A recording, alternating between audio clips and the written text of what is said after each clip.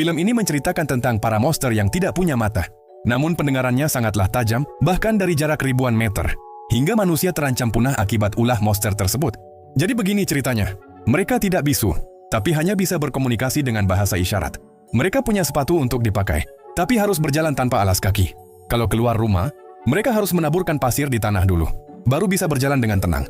Bahkan ketika kembali ke rumah, mereka harus bertindak seperti pencuri. Nggak berani bersuara sedikit pun. Bahkan saat mengambil botol obat, mereka harus sangat hati-hati, seperti sedang memegang bom. Mereka sepertinya sangat takut membuat suara.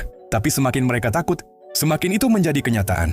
Suatu hari, anak bungsu mereka secara tidak sengaja menyalakan musik di mainan. Sang ibu hanya bisa menutup mulutnya dengan panik. Sementara sang ayah buru-buru berlari untuk mematikan musik. Tapi ada sesuatu yang bergerak lebih cepat dari dia. Akhirnya sang ayah terlambat satu langkah. Dan hanya bisa menyaksikan dengan pasrah saat anaknya dibawa pergi. Monster-monster ini tidak punya mata. Tapi pendengaran mereka sangat tajam. Selama ada suara sedikit saja, monster itu bisa langsung tahu posisi orang tersebut, bahkan dari jarak ribuan meter. Pada titik ini, manusia hampir punah karena monster-monster ini. Beberapa orang yang selamat hanya bisa bersembunyi di ruang bawah tanah. Tapi dinding ditutup dengan koran untuk kedap suara. Dan memasang kamera pengawas di lantai, mereka nggak bisa lengah sedetik pun. Tapi di saat itulah, Amy hamil lagi. Baru saja kehilangan anak bungsu mereka. Mereka nggak mau terjadi kecelakaan lagi. Pada janin yang ada di dalam perut Amy, mereka menyiapkan tabung oksigen dan kotak kayu kedap suara untuk bayi mereka sebelum lahir. Berharap monster itu nggak menemukannya. Tapi mereka nggak menyangka kalau waktunya tiba lebih cepat. Hari itu John pergi mencari makanan bersama anak pertama mereka. Dan tiba-tiba air ketuban Amy pecah. Bayinya akan segera lahir. Anak perempuan mereka juga sudah kabur dari rumah karena pemberontakan remaja.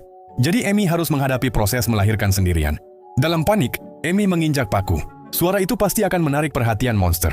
Amy menahan rasa sakit, menyalakan lampu peringatan di luar rumah, berharap keluarganya bisa melihatnya. Tapi ternyata monster itu sudah ada di depan pintu. Dia berusaha mengatur alarm yang akan berbunyi dalam 30 detik. Dan harus bersembunyi sebelum alarm itu berbunyi. Pada saat itu, monster itu sudah berada di ruang bawah tanah, hanya 1 meter dari Amy. Rasa sakit di perut semakin menjadi, dan Amy hanya bisa menggigit pergelangan tangannya untuk menahan rasa sakit. 30 detik itu terasa seperti 1 abad. Saat dia hampir ditemukan oleh monster, alarm akhirnya berbunyi, mengalihkan perhatian monster itu. Amy memanfaatkan kesempatan itu untuk keluar dari ruang bawah tanah. Tapi begitu sampai di pintu, dia berhenti karena ada monster lain di depannya.